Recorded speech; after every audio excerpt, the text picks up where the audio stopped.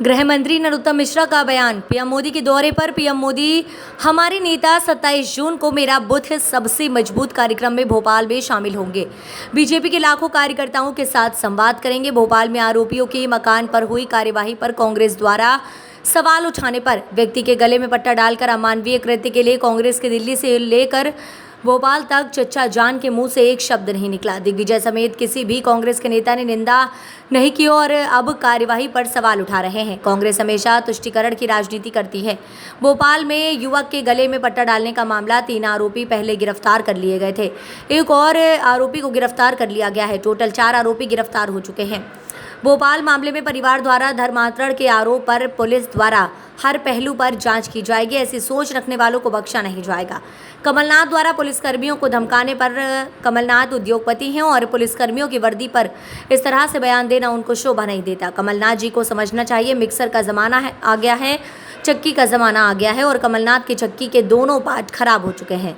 कमलनाथ के छिंदवाड़ा दौरे पर ही हाल ही में मिली हार की कमलनाथ समीक्षा करने छिंदवाड़ा जा रहे थे। आचार्य प्रमोद कृष्णम के बयान पर से आचार्य प्रमोद कृष्णम के बयान से सहमत हूँ। कांग्रेस का अब जन्म नहीं हुआ था तक से गीता प्रेस गोरखपुर में रामायण और गीता छप रही थी। हमारे सिरमौर वैश्विक नेता 27 जून को मेरा बूथ सबसे मजबूत कार्यक्रम में भोपाल में आएंगे। ये हम सब कार्यकर्ताओं के लिए गौरव की बात है। यह कार्यक्रम सकारात्मक राजनीति के लिए एक नया संकल्प और नई शक्ति प्रदान करने वाला कार्यक्रम माननीय प्रधानमंत्री जी करने वाले हैं। विश्व का, दुनिया का सबसे बड़ा लोकतंत्र के लिए समर्पित भाजपा के लाखों ऊर्जावान कार्यकर्ताओं के साथ में मैं आचार्य जी के बयान से सहमत हूं।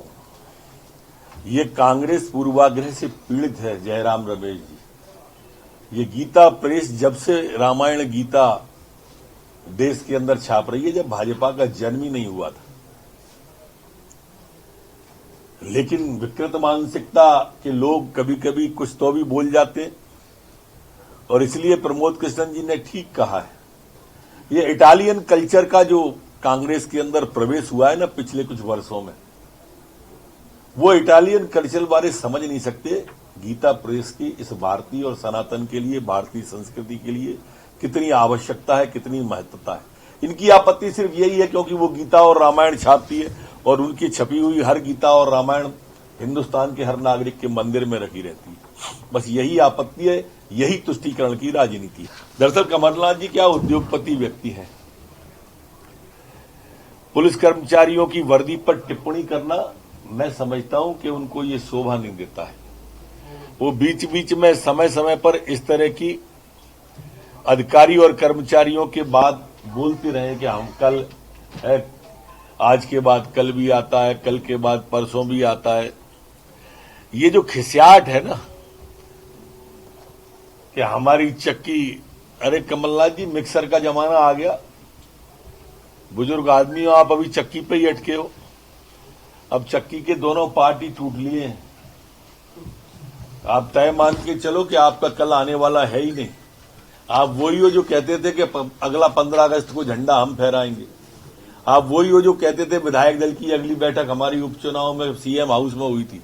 एक भी बात सही नहीं निकली आपकी, ये भी नहीं निकलेगी। व्यक्ति के गले में पट्टा बांध के अमानवीय कृत्य करने वालों की निंदा के लिए तो कांग्रेस के दिल्ली से लेके भोपाल तक और भोपाल से लेके गांव की चौपाल तक एक शब्द नहीं निकला। वो चचा जान आदरणीय दिग्विजय सिंह जी जो उत्तराखंड और विदेश तक की घटनाओं पर तो ट्वीट करे, पर भोपाल की घटना पर एक शब्द नहीं आया आदरणीय दिग्विजय सिंह जी का।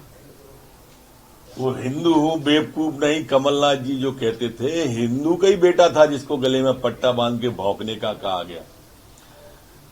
धर्म परिवर्तन की बात जहां एक शब्द नहीं बोला इनने, एक ने निंदा नहीं की और बुलडोजर चलने पे आपत्ति कर रहे हो। सारा काम विधि सम्मत हुआ है, विधि के अनुसार सरकार काम कर रही है। आप तुष्टीकरण की राजनीति कर रहे हो। ये प्रदेश की जनता अच्छी तरह से समझ रही है। आप कांग्रेस की मानसिकता स्पष्ट हो रही है। एक और जी